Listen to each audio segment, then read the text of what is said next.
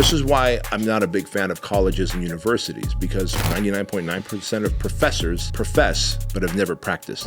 Whether you market to one person or a group of people, humans are humans, and we all share mostly the same level of fears, frustrations, and desires. You might have the solution to their problems, and they might have the problem that your solution solves, but there may not be trust. Rapport helps solve that. Of the three, it is the hardest and longest taking and most difficult high income and impact skill to develop. Remember, adversity is your advantage. My dude B, welcome back to the show. Thank you. Good to be here, Bryce. All right, so we're going to go through the 3 high impact, high income skills of sales, leadership, and marketing. And from my perspective, B, these are 3 skill sets that I've learned, I continue to relearn, I continue to focus and continue to evolve these particular skill sets. From my perspective, they are mission critical to the success of a business owner and entrepreneur. So today, I wanted to bend your ear and just talk a little bit about the nuances and unpack each of those if you're up for it. Yeah, absolutely. And I think those 3 things, by the way, can also be splintered: sales, marketing, leadership, into other things that would benefit a business as well. So that's a really good umbrella topic here. Cool. Well, when I think of you, B, when I first found you before we met, you are the fitness marketer. Right. So even still to this day in my brain, I think of you as one of the best and world-class marketers that I know. Thank you. So from your perspective, how would you define marketing? Was this factory installed or was this a learned skill set? Where did you learn it? And just unpack that piece. And I want to go through each of the skill sets from that perspective. Of course. So how I would define marketing, and that was probably my superpower. Marketing was my first superpower, and then sales, and then ultimately leadership I had to develop. But marketing is taking people who don't know you, like you, trust you, and getting them to know, like, and trust you enough to be interested in your product or service. That is marketing, to take cold traffic, a cold audience who have a problem, but don't quite trust or like you or your solution yet, and get them interested enough to raise their virtual hand or their real hand and say, I am interested in learning more about your product or solution or service. That is marketing. We do that through Facebook ads, radio ads, TV ads, postcards, referrals. Marketing shows up in many different ways. It's taking someone who doesn't know about you, getting them to know about you, and then getting them to be interested. At that point, they go from being a suspect to a prospect to a lead. Once they're a lead, then the sales process begins. So that's marketing. Now we know what marketing is. Was it factory installed for me? I think I've always had the gift of knowing how to get people's attention and how to get them to desire things. My dad, I think I've told you this before, he's always had the gift of gab. So he knew how to keep people's attention. And let's face it, marketing is really getting people's attention, right? Getting their attention and getting them to desire what you have. And then if you could do that, they'll show interest, and then you sell them your product or service. Let me interject here, though. And this is something, this is definitely a superpower of yours. And in my experience, influencing an individual person is very much related to influencing a group of people, but there's definitely some differences. And I think you can do that in spade. You have the ability to look around corners and not only influence one-on-one, but you can influence group think. And if you take a step back, if you look at history, if you look at some amazing leaders that created change, sometimes bad people, but still good leaders and good marketers, I guess, they were able to influence the masses. So from your perspective, how do you look at the ability to market to one person versus a group of people? Yeah, so whether you market to one person or a group of people, humans are humans, and we all share mostly the same level of fears, frustrations, and desires, right? Like, we desire safety and security. We desire companionship. We desire predictability in our life. Like, you don't want to get in your Tesla tomorrow and wonder if it's going to turn on or not, right? You want predictability. You want to be able to turn on this faucet and make sure water comes out. Predictability. Totally. So there's a level of desires that we all have. We want to make enough money to keep our family safe and give people the experiences that we want to give them, the people that we love. So there's a set of desires. And so then the desires can become individual. It could become, I want to put on more muscle. I want to burn fat. I want to develop abs. I want to wear a 2-piece bikini. Like when I was a personal trainer and many of my clients were women, it was, I want to be attractive to my husband again. I don't think he finds me attractive. That was a desire. So if you can figure out people's fears, frustrations, and desires, the desires show up in any different way. But desires are great But what is exceptional are fears and frustrations. So if Mrs. Jones is like, we're going to use her as an example. If Mrs. Jones is like, I want to be desirable to my husband again. I want to look like how I looked when we first met before I had 2 kids and put on 35 pounds of fat. I can't tell you how many times I've heard that from female clients. And I've literally have signed up thousands of people during the years of personal training that I did. And so, well, if you want to be 30 some odd pounds leaner and look like you did before you had kids, that's a desire. Check. Got it. I wouldn't spend too much more time on that with them. I would spend time on what happens if that doesn't happen? The fear, right? The frustration. What have you tried to do that on your own and haven't achieved it? What frustrated you, right? Because fear and frustration are greater motivators towards action than a desire. Does that make sense? It does. And I learned this actually from Tony Robbins. He talked about people move in 2 ways, towards pleasure or away from pain. And they actually prioritize moving away from pain even more than towards pleasure. Bingo. So that is just spot on to human nature. Yeah. Funny you say human nature. So once you understand human nature, that we all pretty much, doesn't matter your ethnicity, your religious background, or where you live in a geography on the world. Once you can understand human nature, you can pretty much list most people's fears, frustrations, and desires, bullet points of 10, 10, and 10.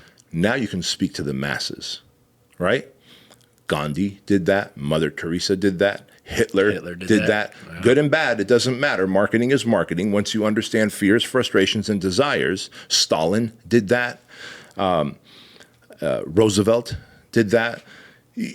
Human nature is human nature. We all have about the same fears, frustrations, and desires. So once you can understand that, now you could speak to those things. And as you can poke those buttons, almost look at it like the old telephones back in the day that the little squared knob lit up when, line 5, line 6, right? And you're pushing the numbers and you're picking.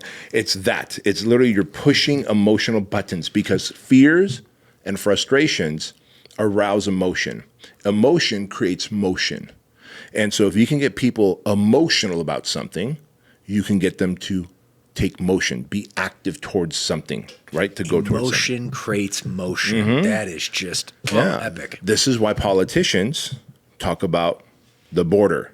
Why? Because they're coming in here to, kill your family and kill your kids and take your jobs. They talk about your taxes. Do you want your money? We're going to lower taxes if you vote for us, right? Do you want your money to go to the government or to stay in your bank account? They talk about schools. Do you want your kids to stay dumb? China's kids and kids in other countries are getting much smarter than yours, right? They talk about the elderly. Don't you want them to have better medication and to have affordable housing? They talk about the infrastructure. Bridges, lights, roads. Do you want bumpy roads where you're just rattling around driving to work?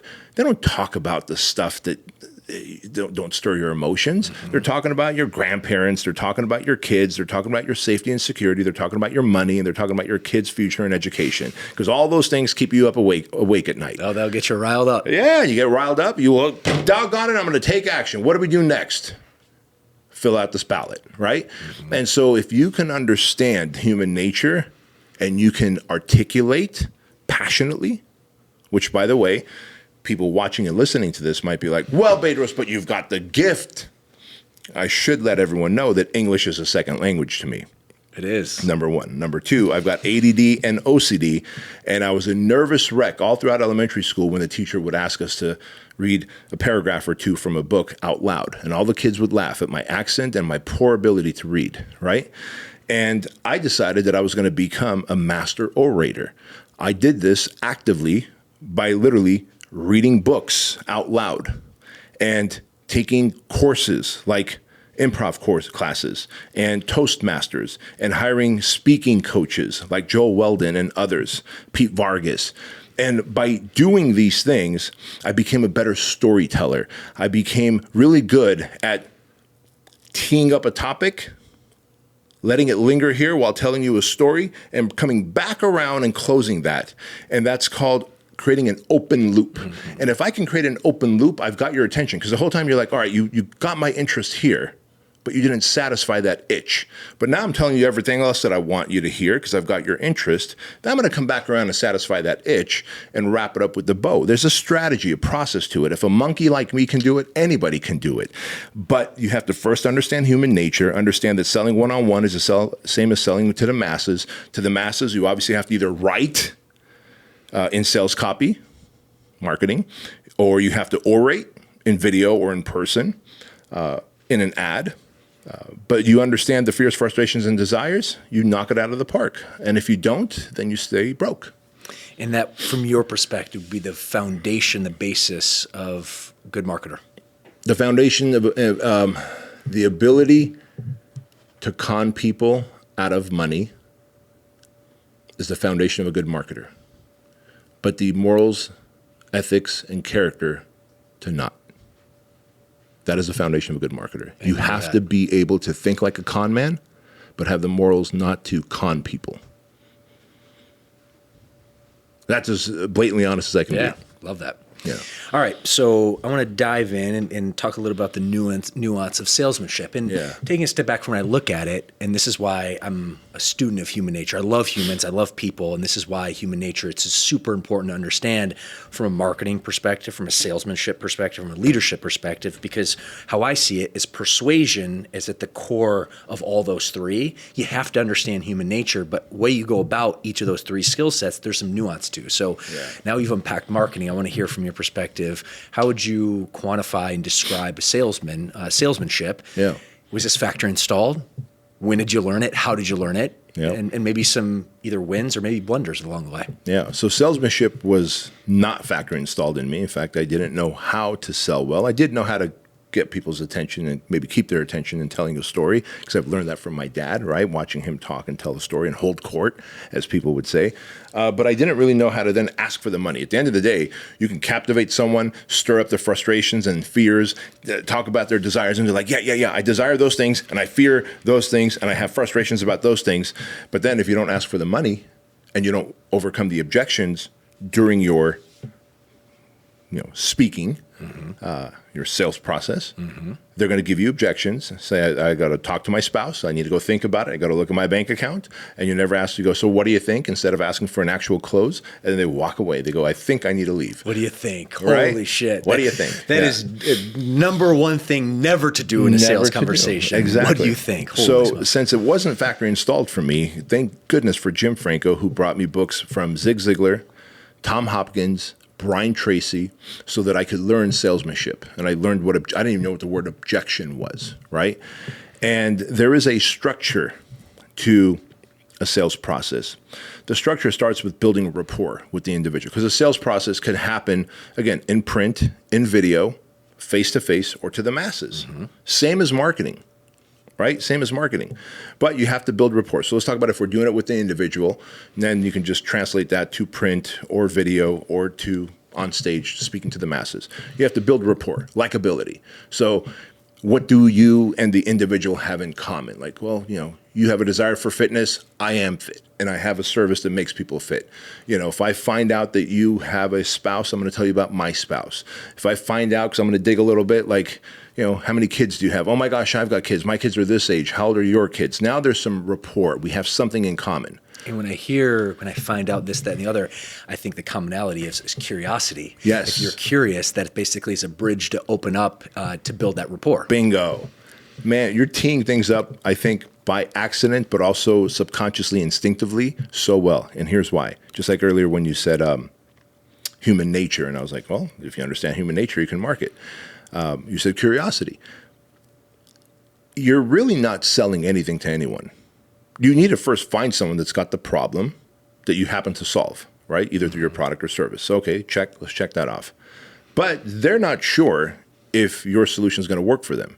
Maybe they've used another personal trainer before. Maybe they've gone to the gym before. Maybe they've heard a story from someone about a personal trainer that was just a train wreck of an experience. The trainer was always late. They were inappropriate. They stole the money and left, right? They bought 20 sessions and left. The gym opened up and they shut down, and I had paid for 12 months and now my money's gone. And so, yeah, you might have the solution to their problems and they might have the problem that your solution solves, but there may not be trust. Rapport helps solve that, right? right? This is why when you work out in a big box gym in any city, USA, and you just see someone in the gym, from the gym outside at Costco or at Walmart or Target, and you recognize and you give a nod. The head nod. Yeah, the head nod, because it's like there's some level of rapport. Even though we've never talked in the gym, we've just worked out at the same time, 5 days a week, 9 a.m., you see them and they see you. It's like, oh, rapport. Like, God forbid if there was a loud bang or a robbery, like, that's the guy I'm going to go to, and he and I are going to try and solve the problem because I got some level of rapport with him. I know he works out. I know we share something in common, right? So rapport is important. If you can build rapport, you're now subconsciously friends. Once you've built rapport, then next step is identify the benefits and not the features of your product. So a feature would be, let's say if it's a treadmill, right? If I'm a treadmill salesman, I'm going to say, this treadmill has these little springs underneath the belt that help alleviate impact. And so, it's got this impact alleviation process on this treadmill that these other treadmills don't. Well, that's a feature, right? The benefit is you told me that you wanted to lose 30 pounds.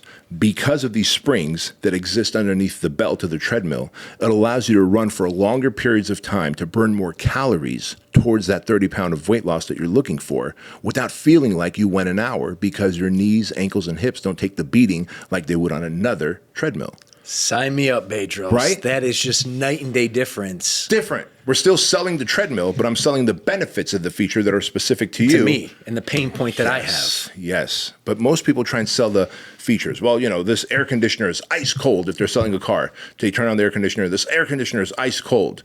Okay, that's great. That's fantastic. Am I here for the air conditioner? We don't even know. If I'm in a hot state, possibly. Or they crank up the radio. Look how loud that is.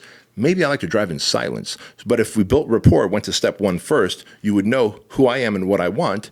Then you can show me the features that add benefits to my life. So we go from build rapport, and then we identify benefits as it relates to that person. Once we've done that, now we've got to overcome objections, right? You have to overcome the objections during your presentation. Remember you said curiosity? Curiosity is just you ask enough questions. You're never a salesperson. Salespeople never make money. Assistant buyers do, right? I don't want to be a closer or a salesperson. That's just greasy and slimy. It's like, I'm here to close you, right? I remember reading some book many years ago, and they said, well, once you slide the contract in front of the potential buyer, you roll the pen towards them, and as the pen is about to roll off the table, they're going to grab it, and then you go, well, Bryce, now that you have the pen in your hand, why don't you just sign that agreement and we'll send you home with that car? I thought that was the stupidest close ever. Horrible. Like, if someone did that to me, I would be insulted. Wouldn't you be insulted? Totally. Right. And so if you have curiosity, as you brought up, you can ask enough questions. The assistant, I don't want to sell you anything. I want to be the assistant buyer in helping you make the decision, helping you come to the decision on your own. So I'm going to build rapport, hit you with the benefits of the product as it relates to you, and then I'm going to overcome the objections because now I know if you have a spouse, I'm going to, hey, Bryce, does Tatiana support you in your desires to burn fat and build muscle? Yes, great. People that have support at home get much better results than people who are doing it on their own and don't have support. So I'm so happy that your wife supports you in helping you achieve your goals. I just overcame the wife objection. If you give me the objection later, I'm going to be like, didn't you say Tatiana supports you? So why not we sign up for this thing? And if you go home and she decides to tell you that, hey, I don't support you in this, come back and we'll tear up this agreement. So you can overcome that. Hey, Bryce, you said you can work out 3 days a week. Is that aspirational, meaning you hope you can, or are you truly willing to structure your life and your schedule to work out 3 days a week here at my gym? And you're like, no, Bedros, I could do 3 days. Okay, fine, I could do 2 days a week. Great, Bryce. I'd rather you give me a realistic 2 than a aspirational 3. Thank you so much. So 2 is something you can do, right? There's nothing stopping you from doing 2 days a week? Nope. Great. All right, so your wife supports you. This is fantastic. And you can do 2 days a week. What did I just overcome? The time objection, right? Hey, Bryce, what have you tried on your own before? Well, I've tried the cabbage soup diet, and I've tried doing push-ups at home, but I don't have the accountability, so I just don't do the push-ups and the pull-ups and the running and the squats. Okay, got it. So the accountability, the nutrition program that's specific to your goals, a clean gym with a routine that's designed to achieve your goals fast as possible, and then an expert like me teaching you how to become your own personal trainer, understand how your body works. All of that is worth something, right, Bryce? Yes. Great. So you understand value versus cost. If you can increase value, perception of value in the buyer's eyes, if they're like, man, I would pay $1,000 a month for that. and then the product or service comes in at $500 a month. Wow, value is higher than price. I will purchase. So you overcome the money objection by saying you do realize this is a premium service that you're buying, comes with accountability, comes with support. Over the period of 6 months that we work together, I'm going to teach you to become your own personal trainer so you never have to backtrack from those goals again. And oh, by the way, nutrition, weight training, all of it, I teach you how to do it for yourself once I've done it for you over those 6 months. Got it? Yes, fantastic. So now I've overcome the wife or the spousal objection, the time objection, and the money objection. And if I could show higher value in the service than the price, then you're going to buy. And at the end, I go, so does this all make sense to you, Bryce? How we're going to get you to your goals in the next 6 months, working out twice a week with the support of your wife? Yes. Yes. Wonderful. Now I got that small tie-down question, a mini commitment. Yes. Commitment and consistency. Then I say, Bryce, here are the 2 programs that work best for you. The twice-a-week program, or if you could truly eke out 3 times a week, you could do this one as well, or in place. Which of these 2 can I get you started on? And so now I'm giving Bryce an A or B option. I already know that you can afford and you have the time for A. But I'm going to say if you can come 3 days a week, this is option B. I make a little more money. You got a little better, faster results. Which of these 2? By giving you an option between A and B, you're more likely to either pick one or the other, which means you win, you get the results. I win, I get the monies. If I say, Bryce, here's a 2-time-a-week program like you wanted. Would you like to get started? I just gave you a yes or no option. Which is, do not do this in sales. Right. There's a 50-50 chance of losing the sale. And so I'm going to give you the A and B option, and I'm going to stay quiet until you speak. You're either going to choose A or B, or you're going to have a question. You're going to say something. I'm always going to accept that as he just needs more clarification. You know, Bedros, I think I might go with option B, but I got to go talk to Tatiana. Bryce, I think that's a great idea. I'm just curious, what are you going to talk to her about, right? I'm constantly going to take everything as you just need more clarification. You're not allowed to leave. I'm not going to hold you down. You can get up and leave. But I'm always going to say, that's a great idea. I'm going to agree with you. Yeah, acknowledge. Because why should we become adversarial? I am the assistant buyer after all. But I am going to say, I'm just curious. See, curiosity again, right? Just curious, what are you going to ask her? Maybe I did a horrible job clarifying things for you.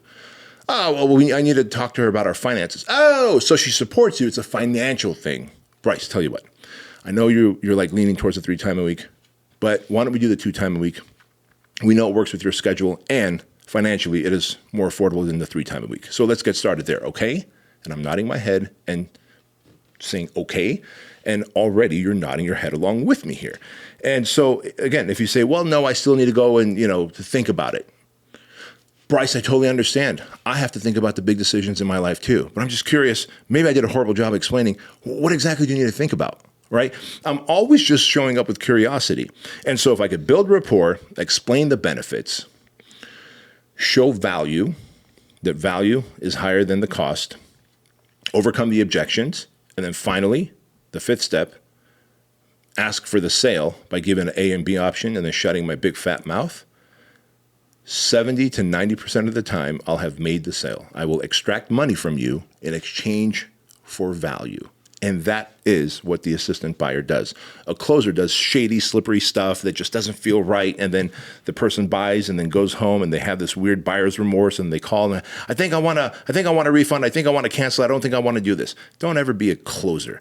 Be the assistant buyer. Help people come to the conclusion. You'll make a ton of money. Masterclass by Bedros Keuilian. And not only was that an incredible demonstration, this is the framework, my dude, that you taught me when I first met you back in 2012. And I closed countless clients, thousands of clients with that same probably framework. millions of dollars in sales. 100%. Yeah. 7-figure earner because of this guy right here. So exactly. All right, so that is the second framework, sales. I think that was a masterclass. The last skill set I want to dive into is leadership. And from your perspective, again, how do you define it? Was this factory installed, or did you learn it, and how did you learn it? Yeah. So the way I define leadership is being the coach of a team that has a very clear understanding of what winning looks like. That's it. That's what a leader is, the coach, right? So now that we've defined that, is a factory installed for me? Not at all. Not at all.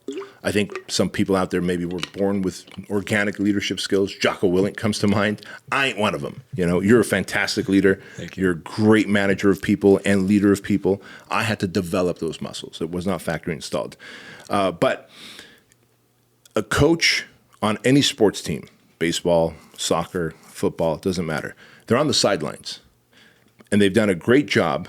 One, in their time, they've demonstrated competency. So they've done what the athlete has done, number one, right? So if you're going to be a leader, you better walk the walk and talk the talk, number one. Number two, if you're going to be on the sidelines leading and managing people, you better hire people and set the standards and expectations for them and show them what winning looks like. And they need to have the skills and competency and confidence to execute, right? Because if I'm going to have a winning football team that's going to win the NFL Super Bowl, but I bring in baseball and soccer players, I may be a great coach and leader, but I got the wrong people on the field, wrong sport, right? So if you could do that, be a great leader by being a good coach who has demonstrated competency and has a track record, that's number one. Number two, hire the right people, train them, set expectations, and show them what winning looks like. And then from the sidelines, you've got the outside view. The coach should never get on the field. Do you know of any sport at all? You're far more athletic than I ever was. And you're into football and basketball and all this, and you played soccer. Do you know any sport at all where the coach goes on the field to score a goal or a touchdown? Not one. Okay. And so that's what happens when people think they're good leaders and then they try and jump in the weeds. Now, I'm not saying you shouldn't jump in the weeds every now and again, but most of the time you should be looking up and out. You should be looking up and out because you could see the entire battlefield or the entire athletic field where every individual is just going to see what their little zone of genius is, right? The running back's going to see this, the quarterback's going to see that, the defensive guys are going to see this. And if you could do that and set the expectations and show them what winning looks like, then you sit back and you let them do their thing. Obviously, there's timeouts and there's halves and quarters and whatever that you can check KPIs, key performance indicators. How do we know if my athletes are doing a great job? It's the scoreboard, right? That's the scoreboard. Yeah. That is how many yards you rushed. That is, how many interceptions took place. All those things matter, and those are the KPIs, key performance indicators. So now if I've got a team of marketers and salespeople and then product, service, and support people, great, and they all know what winning looks like. I'm leading them. I've set the expectations. They know how many leads they need to get, how many sales. If halfway through the month my salespeople haven't hit the expectation, the KPI, I'm having a correction conversation with them. Hey, this is what winning looks like. You know that, right? Yes. You haven't forgotten it? No. Great. What's stopping you from winning? We're halfway through the month and we're behind pace. Aha. So how can I help you fix this? There is a time for the leader, the coach, to jump in the weeds. It's how can I help you fix this? Well, I just need more leads. Or, I've been off at home. I haven't been sleeping well. I've been having arguments with the honey and that's carrying over into the business. Or I'm just on a bad streak. Okay, great. Let's do some role playing. Let's do whatever, right? You tune them up and then set them loose again. From time to time, the coach leader also has to part ways with people. No one gets into business and entrepreneurship to become a leader to say, I can't wait to fire my first, second, third person.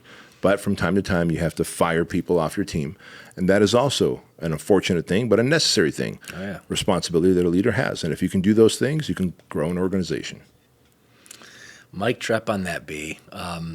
Easier said than done. Yes. So I guess my question to you. I think leadership, by the way, real quick. Yeah. I think leadership, of the three, it is the hardest and longest taking and most difficult high income and impact skill to develop because you're dealing with so many personalities, right? If I'm a salesperson and I'm dialed in, man, I can close people, in masses or one-on-one all day long.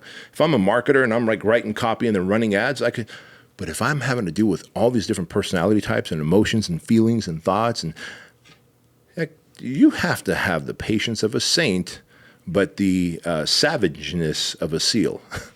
The patience of a saint, but a savageness of a seal. That is so true. And the question I was going to have you finish out is, if someone's listening to this right now, like, oh man, B and Bryce, this spoke to me right now. Like, in order to get to the next level, I need to develop influence. I need to be able to persuade people through the skill sets of sales, marketing, and leadership. But I'm in void right now. give me some guidance. What do I do? And that's my final question to bring us out for today, B. Yeah. So I think the lowest hanging fruit for anyone who wants to learn sales, marketing, or leadership influence is there's so much great YouTube content, podcast content, just like this, right?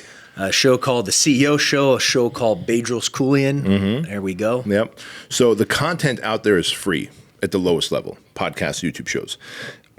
And then there's books. You pay $29, $39 for a book on marketing, sales, leadership. Maybe you have to buy a few of them to see commonalities. And so a few $100, you can also purchase knowledge, wisdom, skills. And then the next level up is courses, right? You've got courses. And then above that, you've got coaching. But at some point, there also has to be practice. So if you're like, well, I watched the free stuff and listened to the free stuff on YouTube and podcast, and then I got some books, and now I've got some courses. Now you're 4 years into your leadership training, but you have yet to actually go and lead people. Like, it's not ready, aim, forever aim, and then maybe never shoot. It's ready, aim, shoot. For ready, aim, shoot, course correct. Ready, aim, shoot, course correct. Bingo. So whether it's marketing, sales, or leadership, actually put some of the stuff you learned from the free stuff, from the low paid stuff, from the high level coaching stuff that you get, put it into practice. Because when you do, there's something about when an idea goes from like the back of a napkin into real world, where you get to see the chinks in the armor, chinks in the chain. You're like, oh, it all looked good here on paper. Until like I actually put it into practice and I see where the Achilles heel is in my thing, and I can start fixing that. But if you don't, this is why I'm not a big fan of colleges and universities, because most 99.9% of professors profess but have never practiced. All in theory, baby. All on theory. Yeah. And there was no professor out there anywhere, not Yale or Harvard, that could have told any entrepreneur how to survive and thrive during the pandemic, because they profess and not practice. We, on the other hand, we are covered with so much battle scars from that pandemic that if there's another pandemic anywhere, we could run a master class on how to not only survive but thrive through that pandemic, and because we've practiced it. I was going to say, we profess what we practice. Bingo. And I think, my dude, that's where today's masterclass ends. Incredible value. Appreciate you, my friend. And friends, this topic of salesmanship, leadership, marketing, of persuasion, influence, it is the number one focus that you need as an entrepreneur. This is why I took the time today with my dude B, my dear friend, business partner, and certainly mentor around these categories and more. So I appreciate you to the moon, B. Thanks, and man. As always, like, subscribe, and remember, adversity is your advantage. We'll see you in the next episode.